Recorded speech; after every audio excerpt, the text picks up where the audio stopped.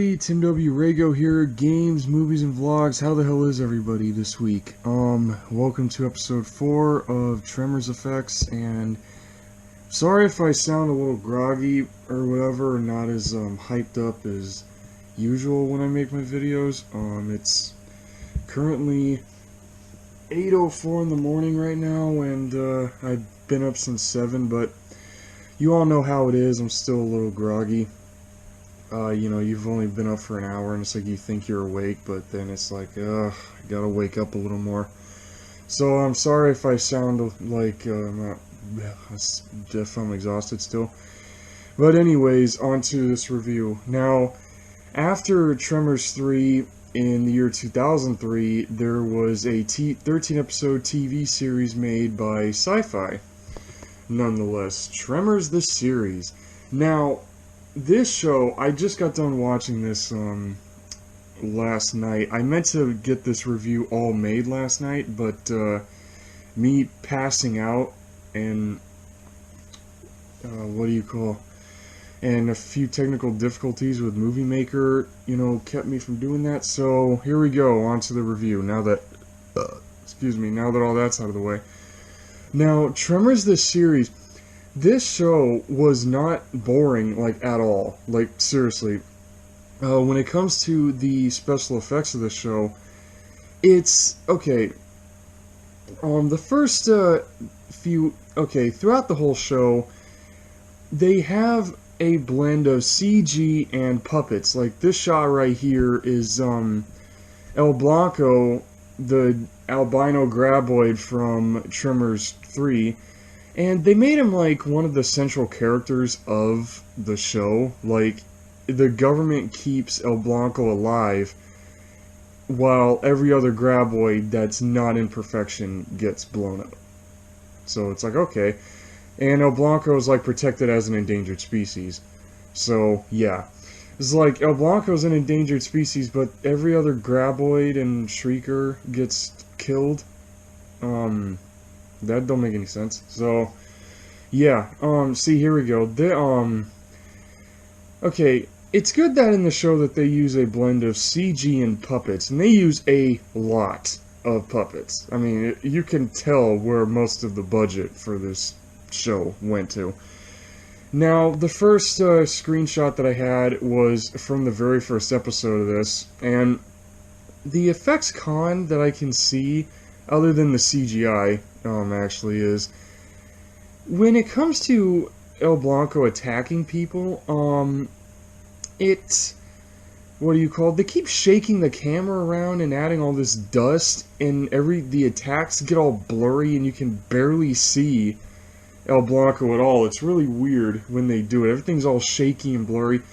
Yeah, here's some of the very obvious Shrieker CGI. Yeah, the CGI in Tremors 2 was better. I mean, in Tremors 3, the CG was about the same as this. I mean, it's so funny, you can see one of the puppets laying on the ground there, and then those other two are CG. That's funny that they do that. But, yeah, there's so many puppets in this show, and El Blanco is, 60% puppet. Now, it's so funny, the name of these episodes. The screenshot here, this one here and the one before it is from an episode called Shriek and Destroy, and it's from episode 2, where there was, a graboid sighted in Arizona, and, well, no, sorry, wrong one. There was, this was this town called Juniper, sorry. Arizona was a completely different one, where it was, that one I'll get to in a little bit, it's a weird plot. But, Shriek and Destroy is there's a graboid sighted in this town called Juniper, and then it metamorphosizes into shriekers. And these things just eat so much shit and people. There's a whole, the shrieker herd turns into a small army. Michael Gross is still playing as Burt Gummer, which is crazy. He even did the TV show, which is awesome. Sorry. But, it's they kill, it's Burt and his new partner, Tyler, they go and they they kill one group of Shriekers, and then another group comes up. It's like these things never end. But one thing I do have to admit, though, oh yeah, here's some more of the obvious Shrieker CG right here. I mean, in this screenshot, you could say that it may look better than Tremors 2, but when you actually watch the show itself, yeah, Tremors 2 kind of looks a little bit better, in all honesty. Because some of the time when the Shriekers run around in episode 2 here, it looks smooth. They look really smooth, like they just have color and like no texturing on them at all. So, yeah, I don't know, but the Shrieker puppets that they have in the TV show here, such as in the 2 screenshots before this, the puppets look so much better than Tremors 2. They don't look as rubbery like they did in Aftershocks. So that's like one big effects pro that I'm gonna give this, is that the puppets themselves look better than the movie, actually. Oh, and here we go. This Ass Blaster. I can't believe that that's what they named this thing. Ass Blaster? Like, really? That name is still funny. Like, seriously, that just, wow. This Ass Blaster is so... funny backstory behind this monster. This particular individual Ass Blaster here, this is the one from Tremors 3 that was caught at the end of the movie, and one of the characters, Nancy, sells it to the magicians here in my hometown of Las Vegas, or they were, Sigmund and Ray, and they named this thing after a World War II fighter jet.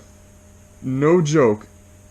This thing was stolen by 2 guys who thought they were gonna get millions of dollars for him on the black market, and this Ass Blaster kills them and escapes. Well, it comes into perfection, and then all of a sudden, these two security guys roll up and tell the characters, "Oh yeah, we come from Messerschmitt." They're like, everyone's like, "Wait, what the hell? Who's Messerschmitt? Who's Messerschmitt?" And then they're like, "The Ass Blaster." Tyler looked at the human character, Tyler, he looks at the security guys and he's like, "You named it?" Like, seriously, I mean, the name fits. The name does fit, but I just so can't believe, though, that Messerschmitt. That's so funny that they named this Ass Blaster. That's hilarious. See, remember when I said earlier that this show is not boring? See, what the TV show does is that it has episodes, you know, with the Graboids, the Shriekers, and the Ass Blasters. You know, it's Tremors. You gotta have, like, episodes with the main 3, right? With the main 3 creatures. And it's so cool that this show does that. Like, it has episodes that are centered around those 3. But that's only like half the show. The other half is...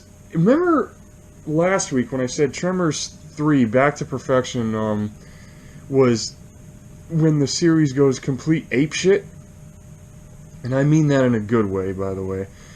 This TV show, this goes a little more apeshit than the movie, than Tremors 3, because every episode deals with monsters. Literally, every episode there's a new thing with monsters. Here's another shot of Messerschmitt. It's hard to pronounce that name. I guess it's because it's a German word, I guess. I don't know. But this was CG. I think the other shot was CG or a puppet. I can't... Those other 2 screenshots I can't tell. But you can tell this here, Messerschmitt was CG. And it's so funny though, like, they tried to feed him Bert's MRE so he can pass out and they can catch him. Well, they come to find out a French chef feeds it. Like, this thing gets gourmet meals for its food. I mean, talk about a very pampered monster. Damn. Isn't that kind of interesting? It's like, see, the thing with Tremors is like they put in they can put in anything and it makes it look good. And here we go. Here's another shot of El Blanco. Now, this show really, it's no, each episode is like its own little story, which is, you know, typical of any TV show. But the thing is like, there's only like 2 episodes that ever really follow up on anything. Like, the episode right here with this screenshot, there's these two mafia guys go in the desert because one of them thinks El Blanco is a load of bullshit and the other guy tries to prove to him that El Blanco is real. And it's just so funny, like, there's this thing with the mafia where their boss tells them to go to Chicago in 48 hours, and then the 2 lackeys get in a whole discussion about trying to prove to one another that El Blanco is real, and then their boss gets pissed and tries to kill El Blanco because the guy that El Blanco eats is the one that has this key on him that they need to go to Chicago to go pick up $20 million in bonds, and El Blanco eats one of them. Well, El Blanco, like I said, eats the guy with the key, and then the boss comes up after being called and tries to kill El Blanco to get the key out of him. So it's like, it's just so funny, like, don't they know that this reptilian worm probably has no clue what's happening? And yet I don't know, it's like they make this monster a central character in this TV show, which is awesome. I mean, he's kind of like the Godzilla of Tremors. Like, he's so infamous at this point. You know, people come to see him and all kinds of other shit.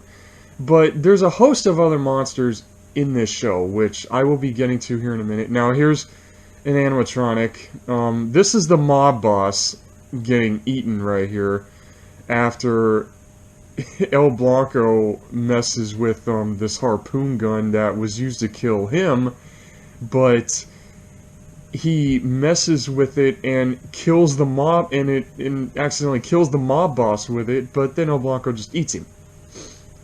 And one thing I gotta say, the puppet that they use for El Blanco in this show is great. I mean, it looks better, in my opinion. Once again, just like how the Shrieker puppets in the TV series here, sorry, I almost belched again, look better than in Tremors 2 Aftershocks.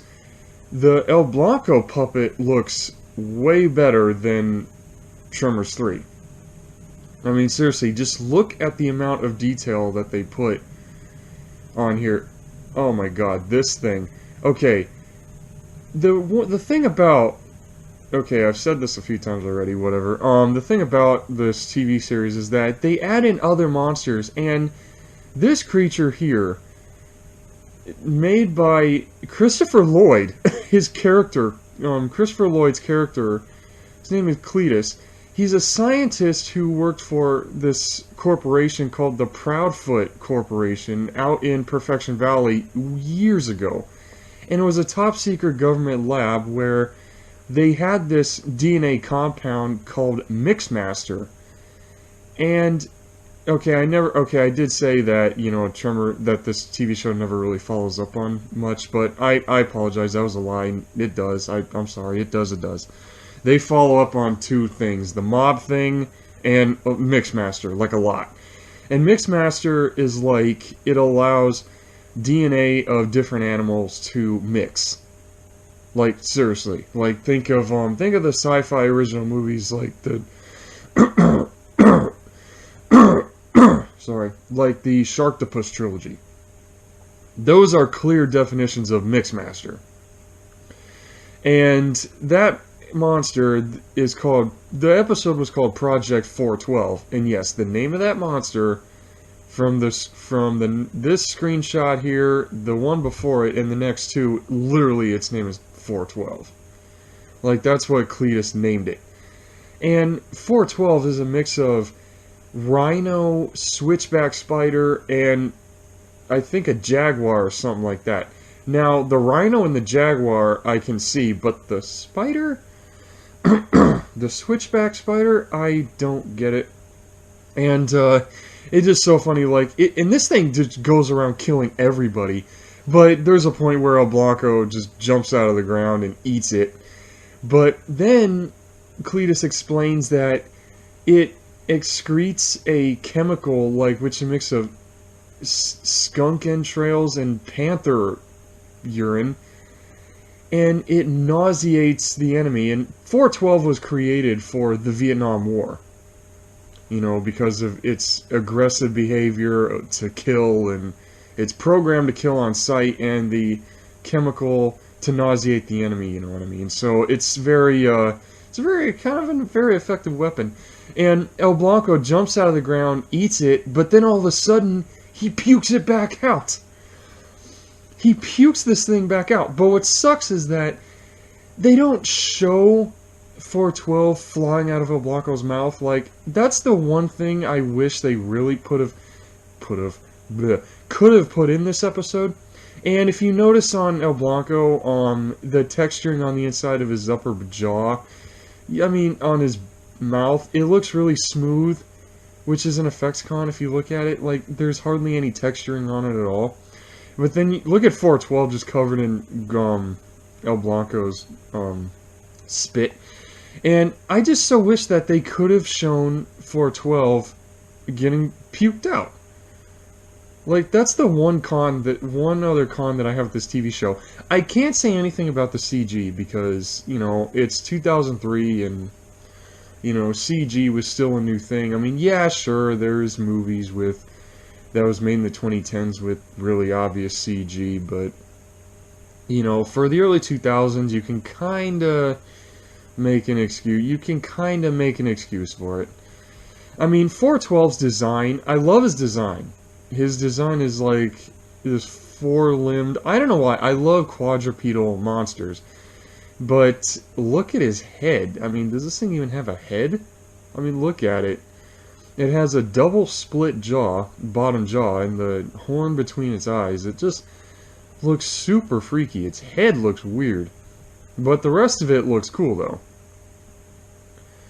Like a little, I mean, and the whole Mixmaster thing, the main thing that I love about Tremors, the series, is that it builds on the Tremors lore. It builds, because this is canon. This TV series is actually canon to the franchise. It takes place after 3, so that's why I am not jumping into the rest of the films. That's why I'm at this point here. Every time when you do a Tremors binge, you have to watch this TV series because it's part of the franchise.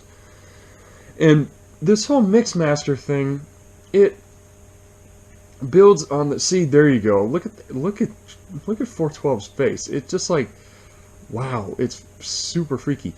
And actually, before I even finish my spiel about the mythos, one thing I'm going to talk about here is, what do you call it? The thing about this creature is that they use Jurassic Park raptor sounds for this thing.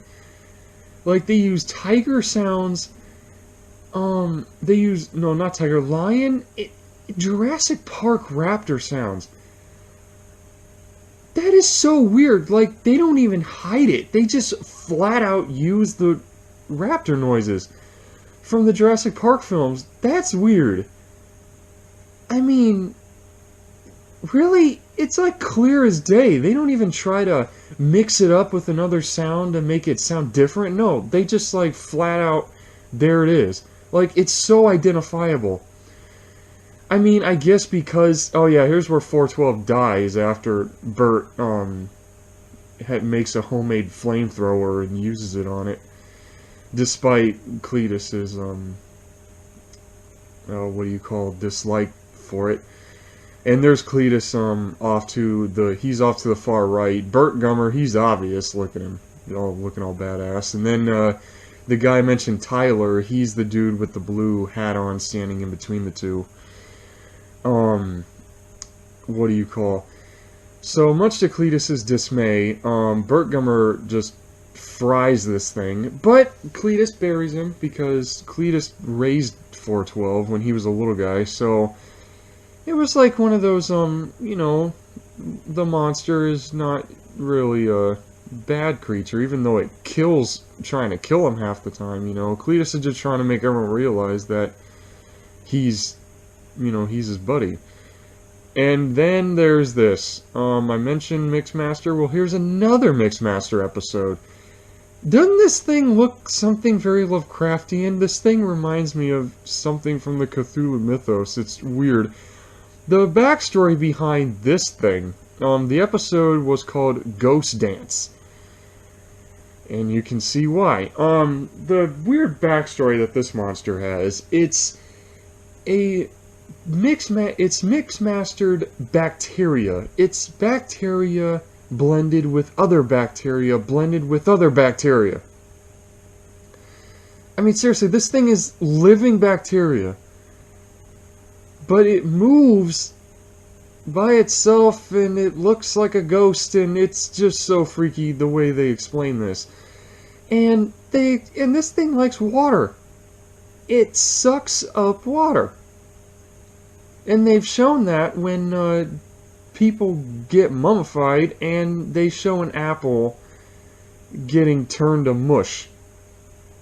It's just so freaky. They say it's hydrophilic bacteria, and they almost annihilate the town of Perfection by getting rid of this thing, because they explain that this monster can be destroyed with heat, with extreme heat. So these two government scientists that go in to try to get rid of this thing, who say that this thing is supposed to be orange and not green.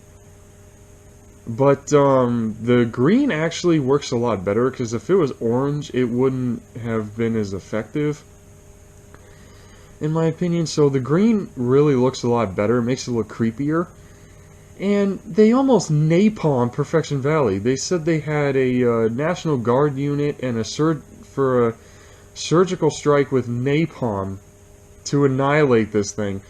So before that, the citizens of Perfection sucked this thing up in a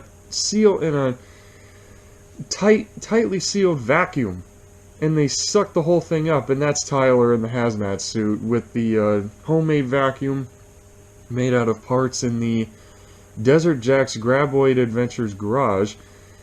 And Tyler ends up restarting the tour business after Desert Jack. Tyler says he bought the business and restarts the tour business, where he takes people out to see El Blanco. So it's actually really cool. I mean, who wouldn't want to see a giant 30-foot worm that's like one of the oldest creatures on the planet?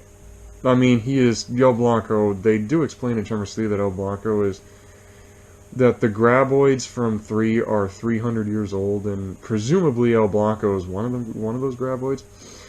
So yeah, and then here we go. You have another episode with the Shriekers, and this is called Night of the Shriekers.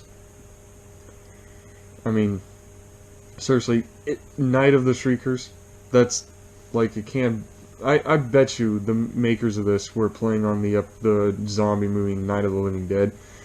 And the whole thing with this is that the Shriekers, this one government woman was training Shriekers for rescue operations, and originally there were 3 of them, but then they escape and they start multiplying, because a storm, and a lightning storm in Perfection, knocks out all the power, which shortens every electrical thing that these government folks had, and makes the Shriekers revert back to their natural killing instincts, and then they just start killing everybody.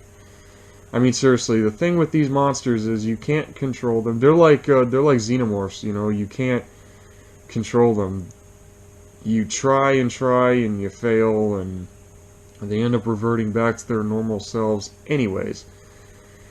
And then there's more obvious CG. I mean, you have the puppets, of course, which again, like I said, look way better than Aftershocks. So you have the puppets, and then there goes the really obvious CG when Bert, Tyler, and one of the other characters named Rosalita, who is a Vegas showgirl, or she was, and she's the niece of the character Miguel from 1 and 3, who inherits his ranch. Because apparently Miguel left Rosalita left her the ranch or whatever. So it's really cool that, I know I'm here to talk about the effects and all, but sometimes you gotta mention other stuff to make these reviews, like, not so, boring. I mean, it's really cool that they have the characters that from the movies, where it's like they kind of keep the legacy going here. Like, you kind of have Miguel, his niece Rosalita, who owns the ranch, and it talks Spanish a lot, but when she does, it's freaking hilarious. Like, one little side note that I so gotta mention is, when it came to the Ass Blaster episode, a little bit earlier in this video, there's this funny scene where, it's where, like, Burt Gummer ends up doing a job, actually gets a job in Perfection, where he has his own business called a survival school, which is like, he teaches tourists how to, like, basic survival, like how he knows, and, then he, because of the, Ass Blaster, the girls start taking over, and it's so funny, Rosalita goes up to one of them, and she goes, and she explains, like, let's say somebody in a city starts coming at you with a knife, right? What's the one place you go for? And she goes, the cojones! And she kicks this one guy in the nuts. It is so funny. Like, she is, like, pretty much one of the comic reliefs of the show. And then here's this character, there's this shot right here. Okay. Remember when I mentioned the town called Toluca a little bit ago? This is in Arizona, and this is where, over the last 6 months, the way they explain in this episode, over a period of 6 months, people in Toluca, Arizona have disappeared. And the citizens think it's aliens.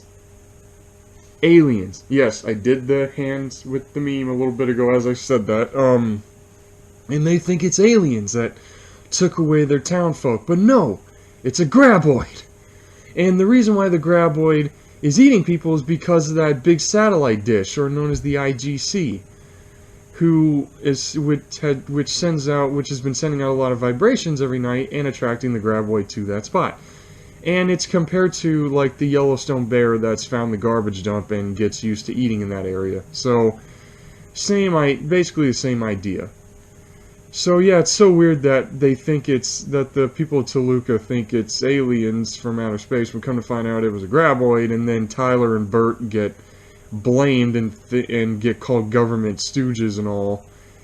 And then Tyler basically bullshits everybody in this whole town and says, like, yeah, we're government agents and the graboid's an alien, yada yada yada, which is bullshit.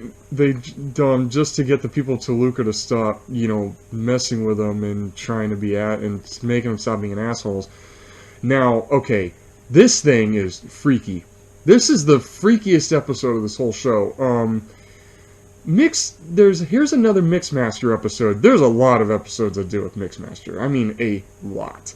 And this is the freakiest episode of the show here. This plant, well, it's been nicknamed Plantimal because Mixmaster apparently has the ability to not only mix species of animals, but also plants. And with the whole ghost thing, with the hydrophilic bacteria, they do this whole thing where government scientists swarm to Perfection and find traces of Mixmaster everywhere. And you have this plant here, which is like a mix of animal and plant, that starts growing over several acres, trying to expand its population, and it has these sacks in the ground as a defensive mechanism filled with acid. So it's like if any little vibration triggers it, all these acid bombs blow up. It's insane. And they kill it by injecting it with poison. And the thing roars. The thing starts roaring and screaming because it's part animal, I guess. like I said, this show, it's not boring at all. I mean, yeah, they have like some little subplots or whatever in each episode, and some of the dialogue is just like, yeah, it's, everyday normal stuff that people go through. And then all of a sudden you just have a new monster shows up in Perfection or surrounding states, and then Bert and Tyler are sent in to go stop it. And it's not just Bert and Tyler. Well, 80% of the time it's Bert and Tyler, and then the rest of the show, it's everybody in Perfection finds out how to destroy each monster that shows up. So it's just the fact that this was all done with practical effects is awesome. I mean, I get a lot of Biollante vibes. Like, if this is like Biolante's early stages before growing to, like, kaiju size. But now looking at it, I didn't get it at the time, but I get a lot of Biollante vibes looking at Plantimal here. And Plantimal, it was named that by this seriously annoying-ass character named Larry Norville, who's like this 20-some-odd-year-old guy who visits Perfection a lot. He ends up moving there, and he just so wants to see El Blanco so friggin' bad. He's basically me, except annoying as shit. Every time he's on screen, I can't stand him. Like, yeah, his love of sci-fi is cool and all, but you just want to slap the guy a lot, because he keeps pissing everybody off, and he keeps putting himself in danger all the damn time.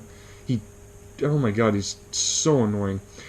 And then you have this episode. Okay, the next few screenshots that I'm going to be showing here are from an episode called Graboid Rights.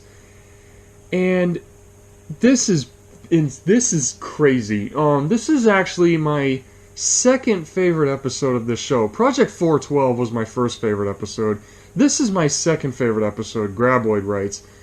And Graboid Rights is about, like, this young woman goes in and tries to investigate El Blanco coexisting with humans, and the whole episode, or at least the first half of it, explains that El Blanco is dying. And you end up kind of feeling sorry for this Graboid through the episode here. It's like El Blanco's dying, and they keep on saying, like, and she explains that, humans are hurting El Blanco, and, you're slowly killing him because Bert uses, concussion grenades when El Blanco when he goes near people. He throws a concussion grenade at him, and the noise drives El Blanco away. And these animal rights activists start thinking that because of that, they're hurting him. And then, come to find out, El Blanco was poisoned. No joke. El Blanco was poisoned by one of the animal rights activist guys to try to prove a point, saying that humans and graboids are enemies to each other and that they should not coexist. So it's just super freaky how, they do know that he's killed people, right? They do know this, don't they? Literally, the first episode of this series, El Blanco does eat somebody, and he's eaten, I think, maybe 5 people this entire show, including one of the animal rights activists in this episode. He eats somebody. He eats the guy who keeps vandalizing everybody's property in Perfection. So he ends up getting a bigger dose of the poison. The scientist woman poisons him already, but gives him a small amount, which is not enough to hurt him. And then, when he eats the vandalism dude, he gets a bigger dose, which starts slowly killing him. So then they use an antidote and they save him. So you kind of end up feeling sorry for the worm. But once again, amazing puppet. Seriously, every time the puppet's on screen, it's just wow. It's like the golden age of Tremors still right here, where they use, the CG it's obvious. It's TV show CGI, so it's like, yeah, budgets are smaller, so it's good for the budget. But the puppets, though, I mean, seriously, the puppets actually, these arms, the oral mouth tentacles, they actually move a lot more smoother. They have a little more flexibility than in the movies. And then look, I took this screenshot. Well, yeah, I took it. I took this screenshot here to show off more of the reptilian scales that they have on El Blanco, which just looks amazing. I mean, I think I said this in Tremors 3, I believe, or one of the first 3 episodes here of this series, where I said that since El Blanco is a reptile, then wouldn't that, instead of a giant worm, wouldn't that make him a snake? I guess. I mean, it's so weird that he's a worm. A reptilian worm. I just think that's so weird. Like, technically, yeah, wouldn't that make graboid snakes overly large snakes then? If they're reptiles? I mean, seriously. Oh God, this thing. You know, overall, they do end up saving El Blanco's life, and so it's kind of a sad story, actually. You go through the whole episode, and you end up feeling sorry for El Blanco, and when they find out he's almost dying, you're like, oh no, save the worm. And then they end up saving him. This thing, oh God, this was the best picture. I know this is a behind-the-scenes photo here, but they don't really show it much in the episode. I mean, this thing it's from an episode called Water Hazard, and they explain that Mixmaster managed to get outside of perfection, which is bad, and out comes a giant Jurassic shrimp. They call it Jurassic Artemia, which is a giant shrimp that kills people in a pond on a golf course. And the golf course is owned by Melvin, the little turd, played by Bobby Jacoby. So yeah, they don't really show the Jurassic shrimp. That was the only good picture I was able to find of it. So they don't really show it that well in the episode, so yeah. It sucks that they didn't show it. And here we go. This episode, this one in Water Hazard is like these are my least favorite episodes. This episode here with these bugs. Now, again, another Mixmaster episode. You got these bugs that are a mix of fly DNA, termite, and cicada. No joke. A mix of three bugs in one, and then they just, oh my God, they just crawl around and they eat wood, since, you know, they got termite DNA in them, and then they start going after meat. And a couple people do die, of course. It's Tremors. People are going to get ate. But I'll say it once, I'll say it again about this show. This show is nothing short of monster action. Like, every episode is a new monster. It's either a new monster or something that's got to do with the original 3. And these bugs are like, they just make this really, really loud noise that, actually it kills one dude by making his ears bleed or something like that, and the sound just ruptures his brain or something like that. They don't really explain it, they just show like these 2 construction workers are repaving a road, and one of them gets eaten by the bugs, and then the loud noise of the bugs rings the other guy's ears so much, and then they show him again a few minutes later and he's dead with a lot of blood coming out of his ears. But I don't really like this episode that much because I don't know. I guess they could have, if they would have made the bugs a little bit bigger than this, I would have probably liked it more, I guess. And then there's this, I took this screenshot because are these CGI placed in here, or are these props? And like these cow, you know, were killed by the bugs. And was this CG or were they props? I have no idea. I mean, they look real. If they were CGI, then they look really real for CG. I mean, I don't know if they were placed in there with that or something, but I don't know. This effect shot just looks it looks gruesome and it looks great. That's all I really got to say about this, in all honesty. It kind of looks like something out of a dinosaur movie. Yeah, I think, yeah, that's why, in my opinion, that, Sound of Silence, which is episode 12, is like my least favorite one because when it comes to smaller stuff, I'm not really a fan of, Um, I mean, if the bugs were like about the size of a car, then I wouldn't really, I'd probably like it better. Oh, and then here's episode 13. Here's the very last episode. And this here is episode 13 again deals with the mob, where the survivor mobster from the one of the first 3 episodes, which I think was episode 4, I believe. I think it was episode 4. Yeah, it was episode 4. Yeah, this is one of those other ones where it actually like follows up on where the series follows up on an old plot, and you have the mob guy who survived episode 4 is in Las Vegas, and he's having all nightmares. Like, he doesn't even care about the $20 million anymore, and he just wants to not go to perfection no more. And then his girlfriend, played by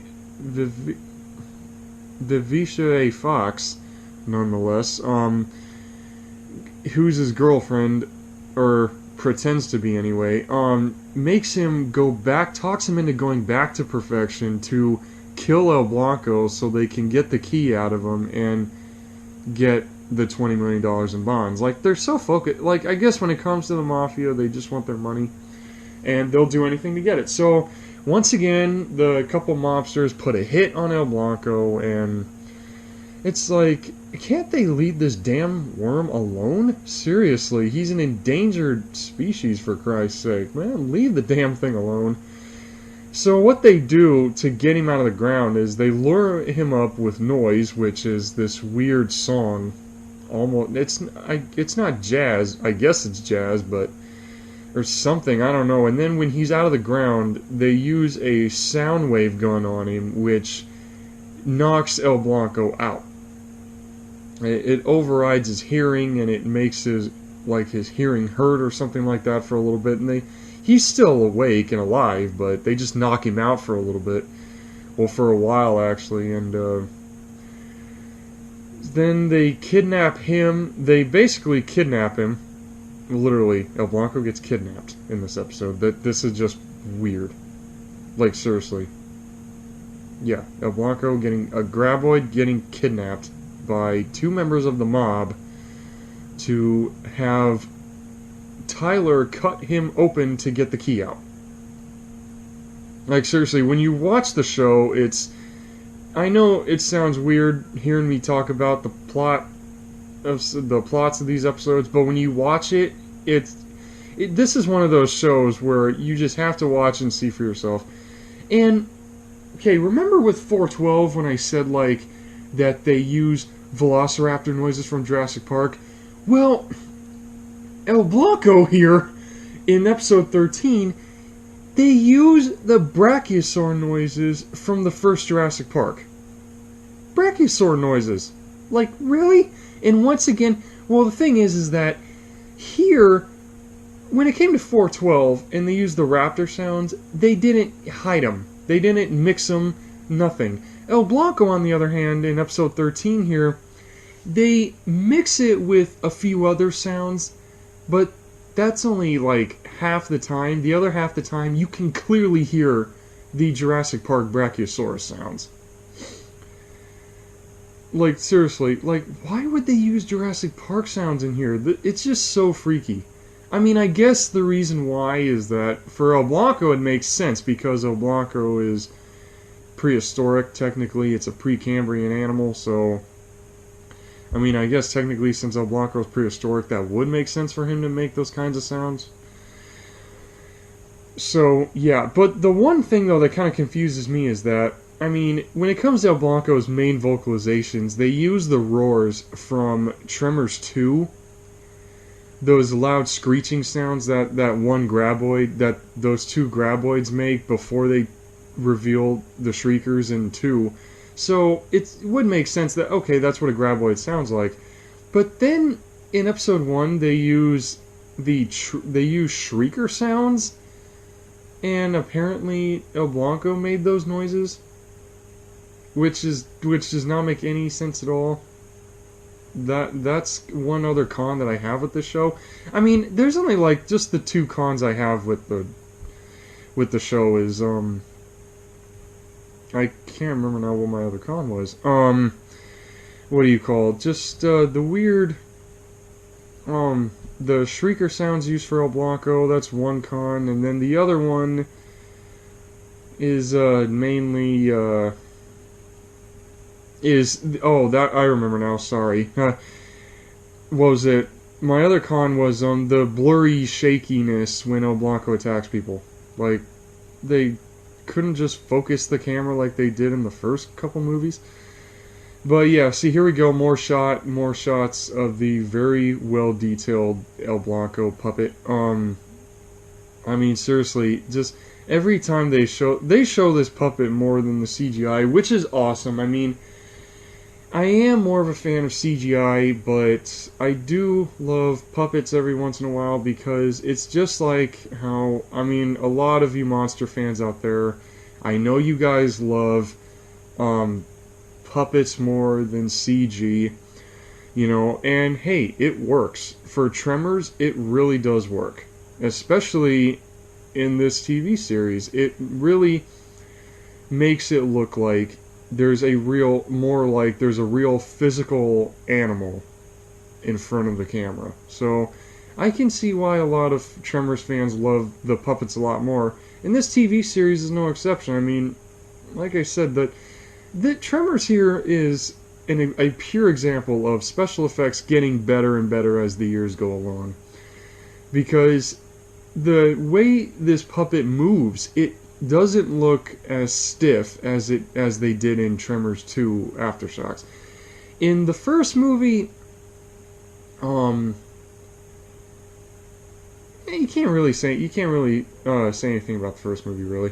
And then, well, okay, here we go. Remember when I was talking about El Blanco getting kidnapped? Well, Vivica Fox's character ends up betraying the other mafia guy and